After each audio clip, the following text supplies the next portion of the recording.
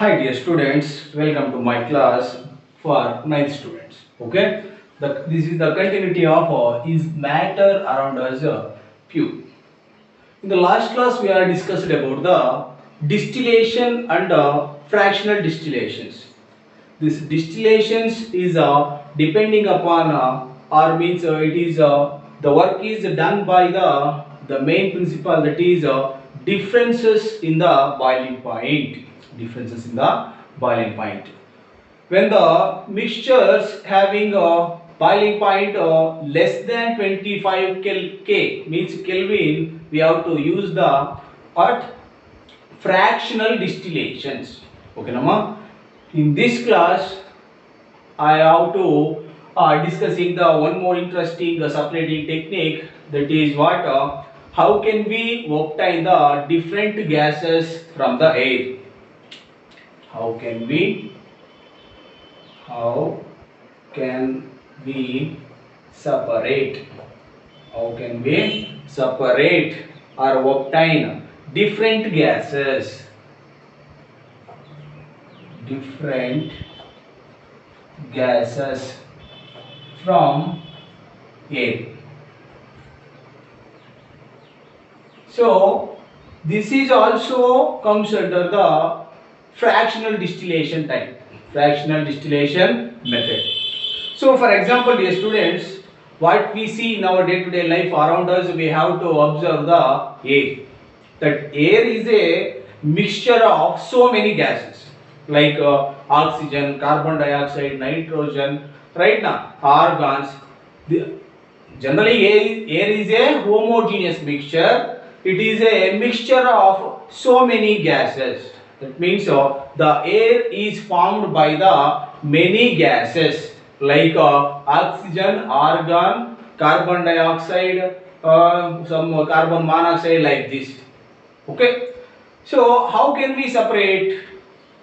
How can we separate the or differentiate the different gases from their air? So this is done by fractional distillation. Which method? Fractional distillation method. Fractional distillation method. Okay, Nama? Fractional distillations. So simply I draw the flow chart first. First I am taking a air. This is a natural air. This is a homogeneous mixture.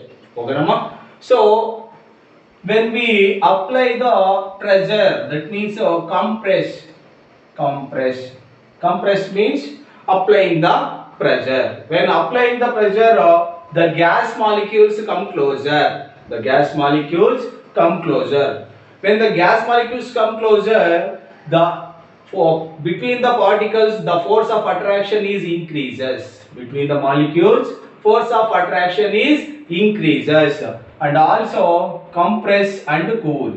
That means decrease in temperature, increase in pressure, decrease in temperature. This happens. What happens? The air is converted into liquid air. What ma? Liquid air. Liquid air. The process.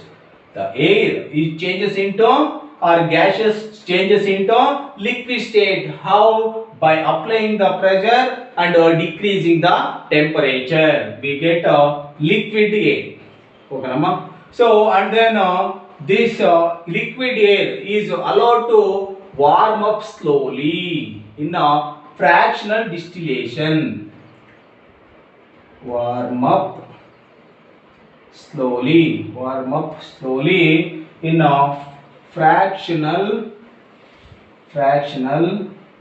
distillation column.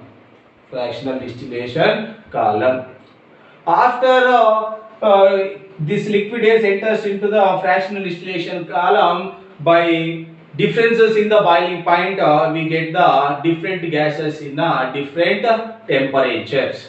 And also some carbon dioxide is occurs as a liquid carbon dioxide. That is what we call dry ice. That is slowly changes into the liquid changes into solid state. That we call as a solid or dry ice. Okay, Nama. So in the page number 23, you have a very good diagram. So first, what we done? I am taking a pure air. So filtered air. I am taking a filtered air. We have to remove the dust particles from the air. This air is passed into a air under a pressure. Air is passed into the one separate chamber. In that chamber, we have to apply the pressure and temperature is decreases. When pressure increases, automatically temperature increases. Because of we have to minimize the temperature. That's why we have to cooling that particular chamber. After that, we have to pass the hot air into the freezing cold water into the freezing cold water, nothing but decreasing in temperature. Okay, Amma? That gas is cold and compressed. Now it is warm out is evaporates right now. After that cooling, the liquid, air is compressed air is passed into separator. In that separator, we have to remove the carbon dioxide out from the separator. That carbon dioxide we call as dry ice.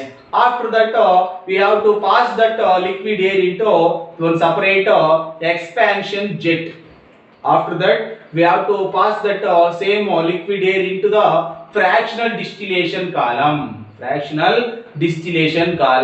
In that fractional distillation column, the different gases are separate out depending on their boiling point. This is what very important.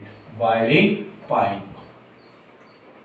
So we have one table. So we have oxygen, argon, and nitrogen. Oxygen formula is O2, argon Ar, and nitrogen is N. Okay, Rama. So their boiling points. So BP means boiling point, and also percentage of air by volume. So we have a column. Okay, we have one table. Here I am going to mention the boiling points of corresponding gases. First, the boiling point of oxygen is minus 183. Next, argon is minus 186. Next, the other which one is nitrogen. Right now, that nitrogen is minus 196. Right now. So, and also they are giving the volumes 20.9 and 0.9 and remaining 70, nearly 78.1. We have nitrogen is present in our air. That's why this is a very important general knowledge question. It is very much used to the competitive exams. In our surroundings or in nature, which gas is high in the nature, or which gas is high percentage in our air? Generally nitrogen. 78% of 78% of nitrogen present in our air. And also just carefully observe which one is a high boiling point from this oxygen, argon and nitrogen. When compared to these three, which gas having a high boiling point? Can you guess? Minus signs are there. High value is oxygen. High value is oxygen. Why? Because minus 183 we have to get first, right now, like this, minus 1, minus 2, minus 3. From this, from these three values, which one is a high value? This minus 1 is a high value, right now. So the value of minus 1 is high when compared to minus 3. So 0, 1, 2, 3. This is the increasing order, right now. So increasing order means from compared to minus 1 and minus 3, minus 1 is the high value. I think this is simple, but you get confused in this values. So minus 183 is the highest boiling point. That's why this oxygen is liquids first. Why? Because of on compressing, this oxygen first get liquid state, get changes into liquid state. Okay, Nama? This is all about separation of different gases from the air. Separation of different gases from the air. So we have oxygen is there, argon is there, nitrogen. After the liquid state, first conversion is oxygen. After that 196 argon. After that we have nitrogen. First is oxygen. When compared to all these three gases, first liquid going to liquid state is oxygen. Lastly, nitrogen. Why? This is because of differences in the boiling point. This is what very important for this fractional distillation method. Okay, Nama? In the next class, we will discuss about the how can we obtain a pure copper sulfate from the impure sample or impure copper sulfate. How can we separate out? Okay, na? Thank you.